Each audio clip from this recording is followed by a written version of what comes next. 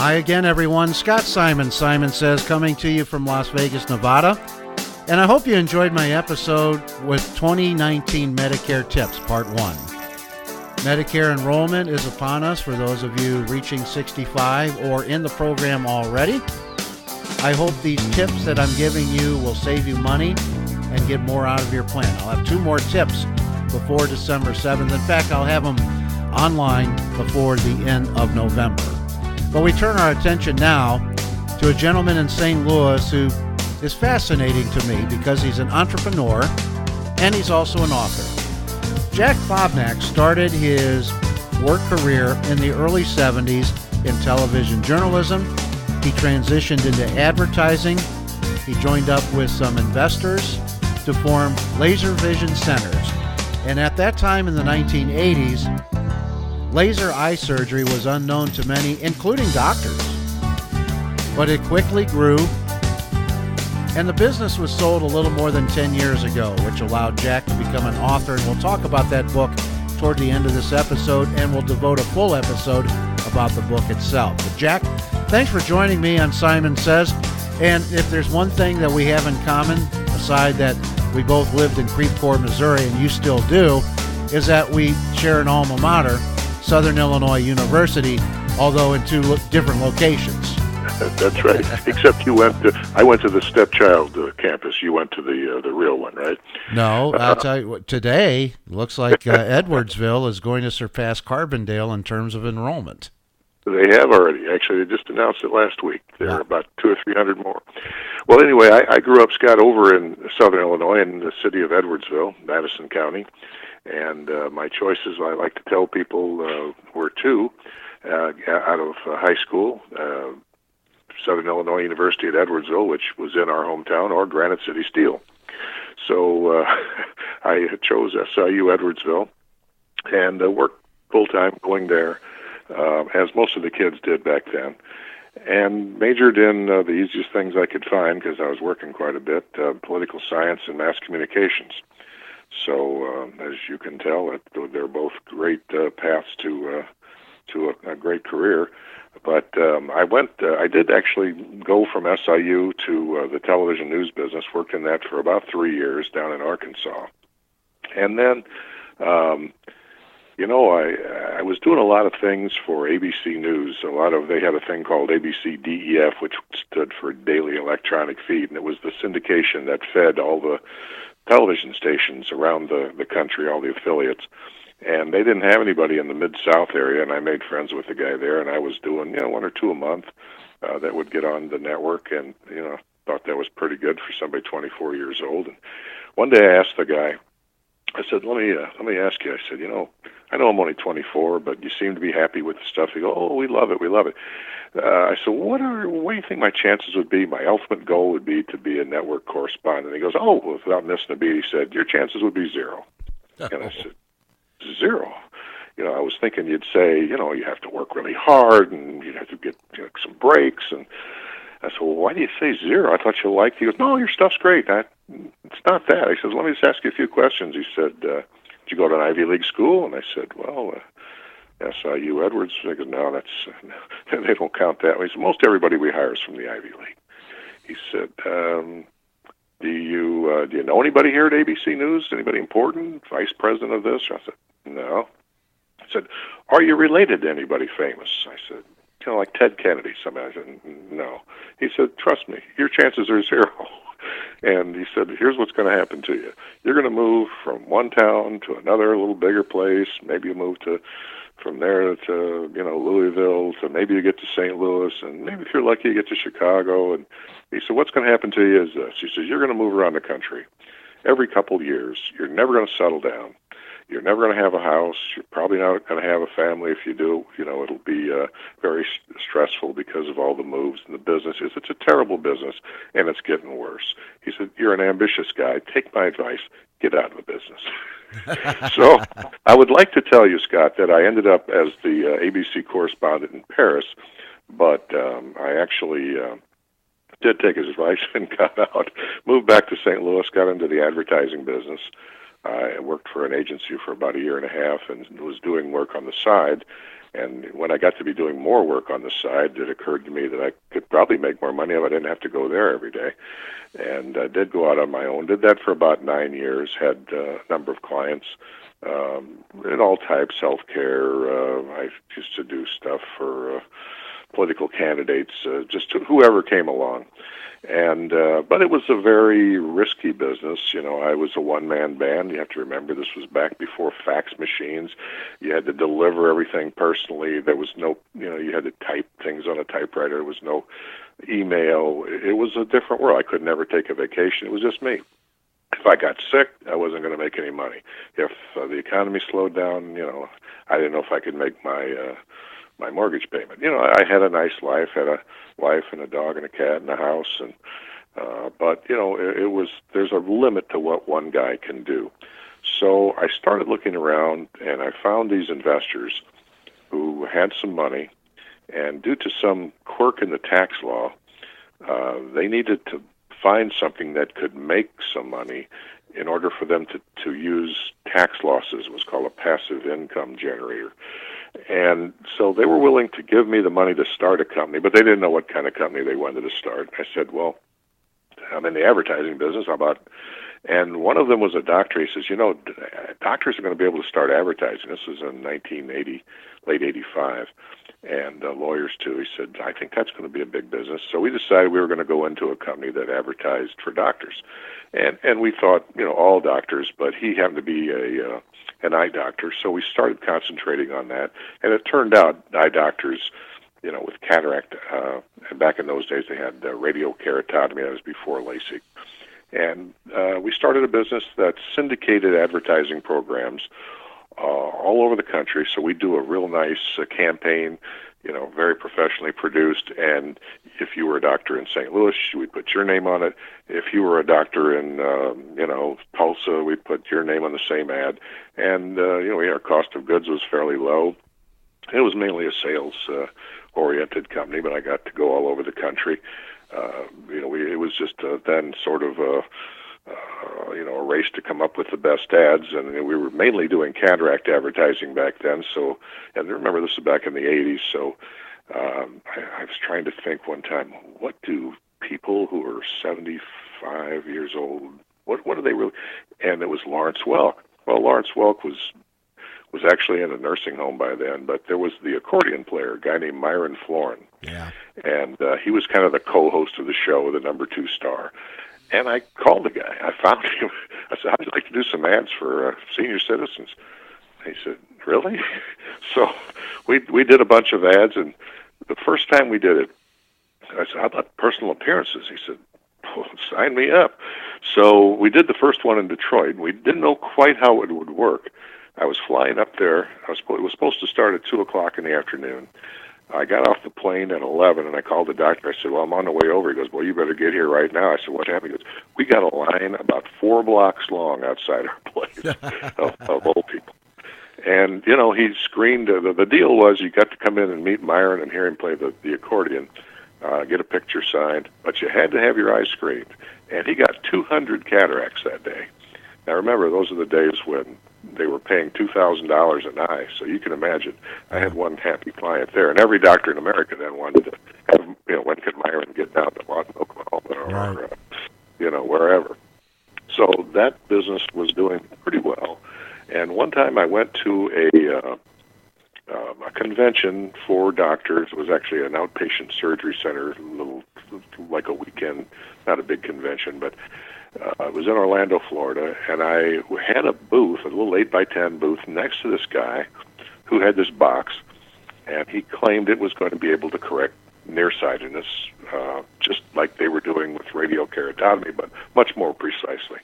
Nobody talked to the guy the entire weekend but me. By the end of the weekend, he had me convinced that this was going to be the next thing in the eye business. So I went back, talked to my investors, and actually, same doctor again said, you know, I've heard about that, and I'm actually looking into another company that does the same thing. And we decided on spot we were going to change the focus of the company from advertising to buying these lasers. They were very expensive, and then we would put them in a community and doctors could then share time on it because they were so expensive. They didn't need one of their own. They really just probably needed it one day a month. So we'd put one here in St. Louis and maybe sign 20 doctors up to use it. And then, I first kind of saw it as another opportunity to advertise because it would be very marketing oriented. But as we got going, we had so many orders for this thing. We had people wanting to buy these things just pretty much all over the country. And you have to remember, eye doctors at that time, they didn't even know what it was. They'd never studied. It was never offered in medical school and in their residencies. But, they could see it coming. So then we kind of moved from that thing to that kind of business model to a thing of sharing access to them. Because when it got finally approved in 1995, late in the year, there weren't lines like we had from Iron Floor, and people were all saying, "Hey, Scott, why don't you try it and let me know how it works?" We're talking about my eyes here, right? Yeah. And everybody's waiting for somebody else to get it done. And the people who were getting it done loved it. It was great. But when you're talking about doing eye surgery, people are a little squeamish sometimes. So it took a couple of years. So here I'm sitting with all these centers, and I'd signed a deal with Rick Scott, who's now the governor of Florida running for senator. He was the CEO of Columbia HCA, which at that time was the largest hospital chain. And I was going to provide access to all of their outpatient facilities where they did a lot of ophthalmic surgery. But they didn't have any business. I mean, these were all really catering to old people who weren't going to get this surgery. So here we are with a lot of equipment. We'd taken the company public, and I tell people I'm the only guy you'll ever meet who took a company public with 8 employees, and we didn't even have a file cabinet. It was such a small little company. I remember one day one of the girls in the office came in and she ordered a tape dispenser for her desk, and I said, "Can we afford that?" She said, "Oh, yeah, sure." So we were growing pretty fast, but we started out with nothing, literally one guy and one phone, and then started growing fairly rapidly. There's more to come with Jack Klobnak on the Entrepreneur episode with the founder of Laser Vision Centers, and after we hear from our sponsors. Jack's going to share a lesson for all of us that we can use, whether we're starting a business, making an idea into reality, or just anything that we want productive in our life. So don't go away, listen to our sponsors, and stay tuned to hear what Jack has to say all of us should be doing in our life. I have personal experience myself with doTERRA essential oils. Last year I was stricken with a heart attack, ended up in a hospital for a month and a half.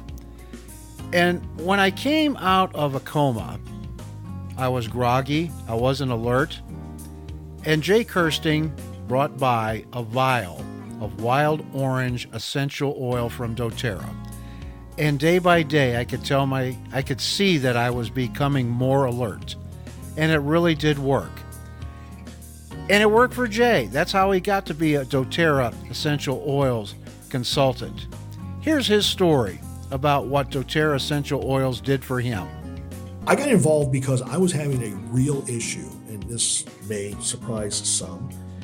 I spent a number of years in broadcasting, and I was under so much stress that I was unable to speak almost nonstop. That was me. I couldn't get a thought out. My wife reached out to a friend of ours and said, "Stephanie, maybe you've got something. Let's try it." She presented us with this essential oil called Balance.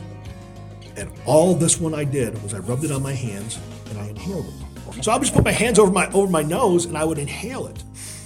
And within a couple of days, I was back to speaking normally again. So we're coming up on the holiday season. If you're looking for a great gift idea for someone, contact Jay and Kathy Kirsting for doTERRA essential oils.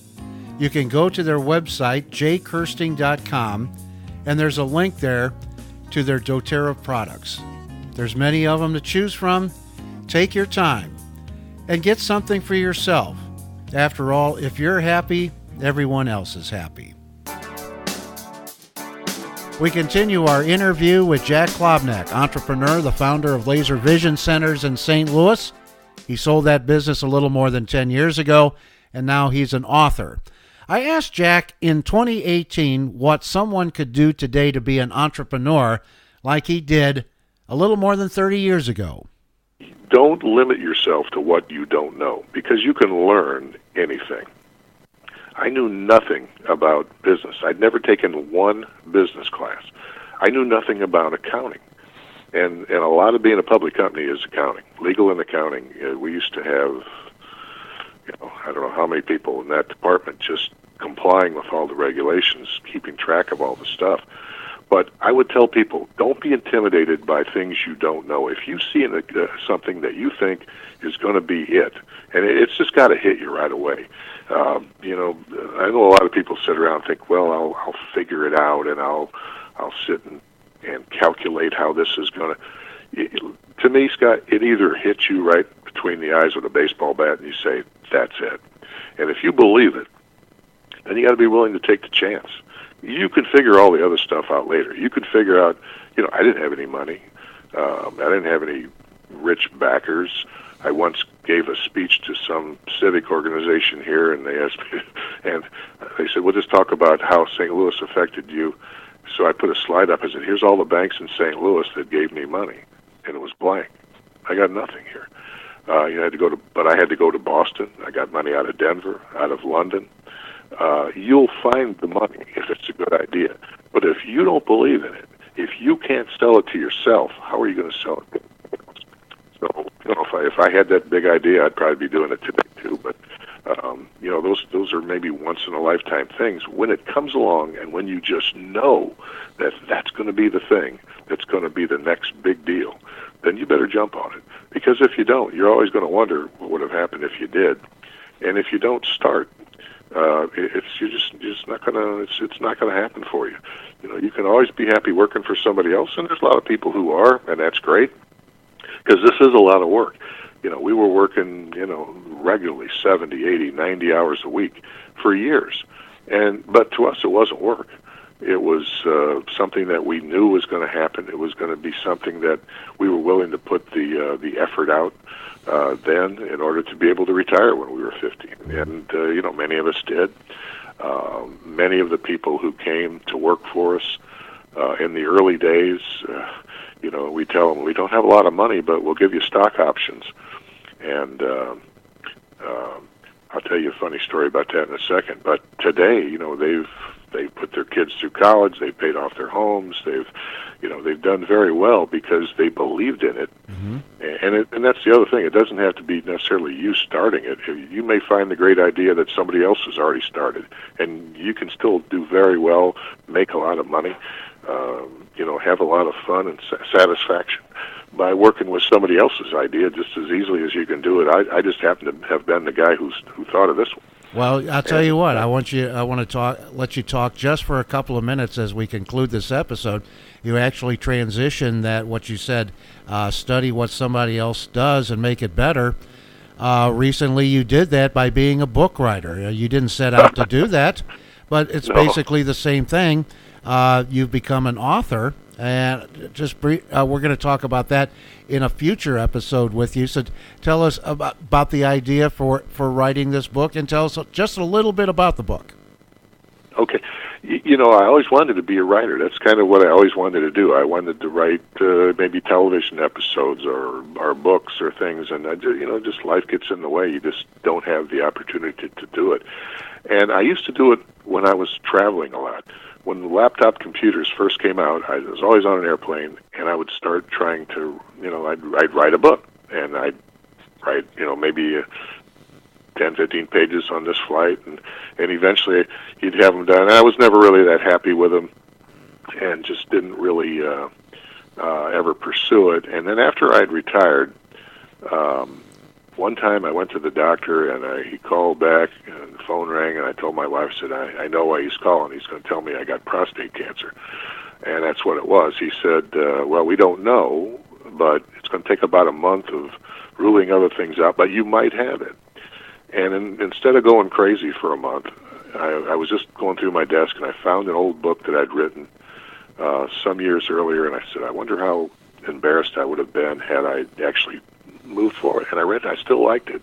And I thought, yeah, I'm just going to read it. And because I was trying to keep my mind off that other thing, I just sat down and just plowed through it. And in about a month, I had it in a position where I was able to show it to some other people. Okay. And what's the name of the book? It's called Mr. and Mrs. Medal of Honor. It's kind of, I call it an amusing thriller. Okay. Yeah. And the book is about an amusing thriller. Just give us a little premise of the book.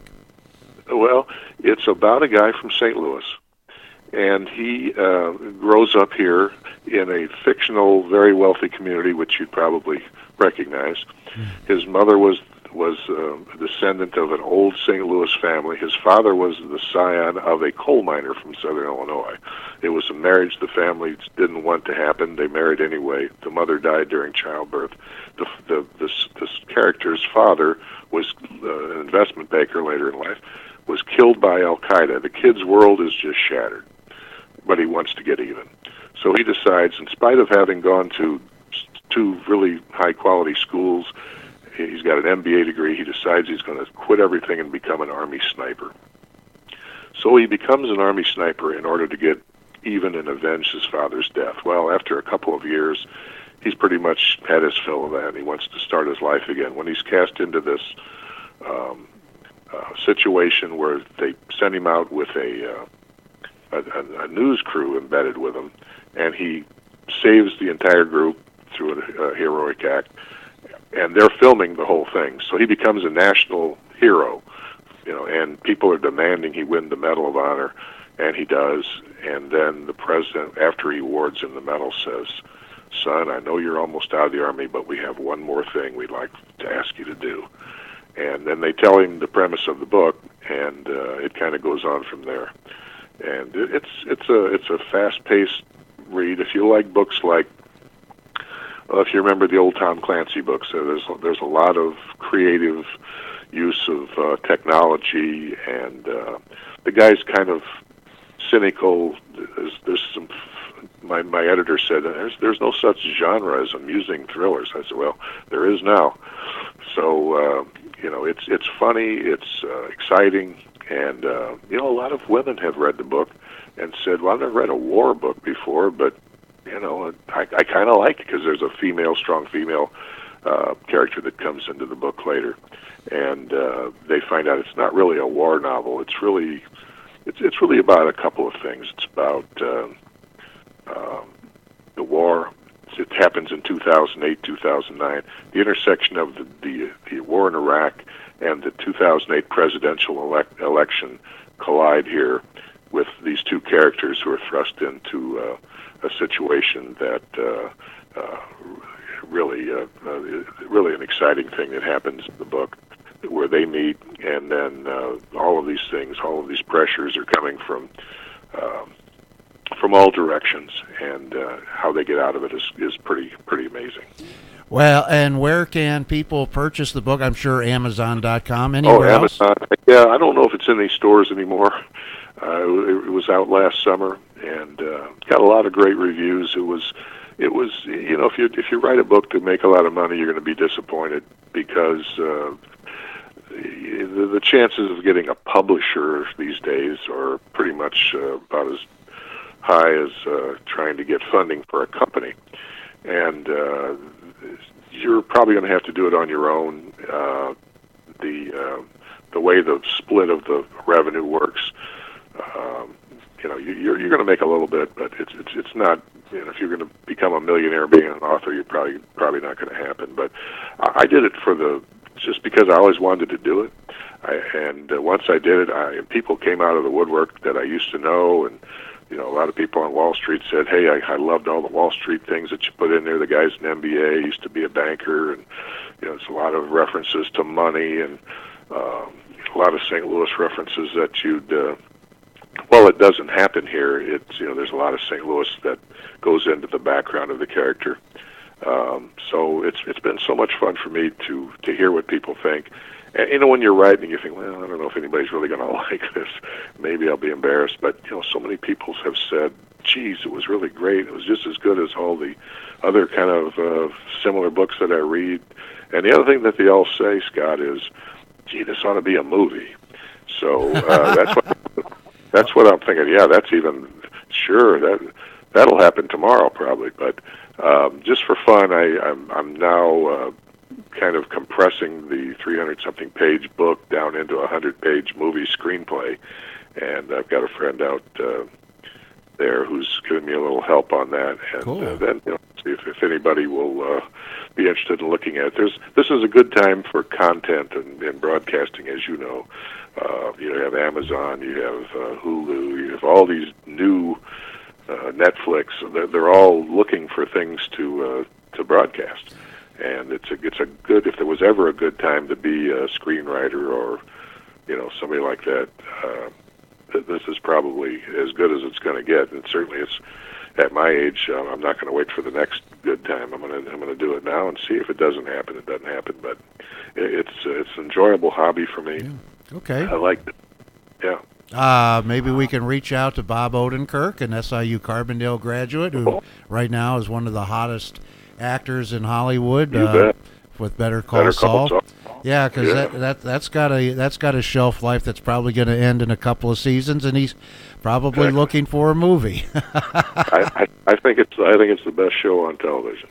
It is. It really is, and I'm so proud to be a fellow WIDB alumni from Carbondale with him. And so, but it was great having you on the episode. The next time we do that, I'd like to talk a little bit more about the book and get an update. Let's get an update on how it's progressing to produce it into a movie. But that's something that's entrepreneurial as well, and we do have a lot of listeners that think about publishing the next great novel or the next great movie. So it'll be entertaining and educational. But again, Jack, I think what you said was powerful. You have to want to learn about something that you don't know anything about. Right. Jack Klobnak, thank you. I'm Simon Says, Scott Simon from Las Vegas, Nevada. Thank you to our sponsors, doTERRA Essential Oils, and to Matt McCann with his long-term care expertise. So long for now. Until next time, Scott Simon saying, please subscribe wherever you can on iTunes, Google Play, Stitcher, or at my website, simonsaystories.com.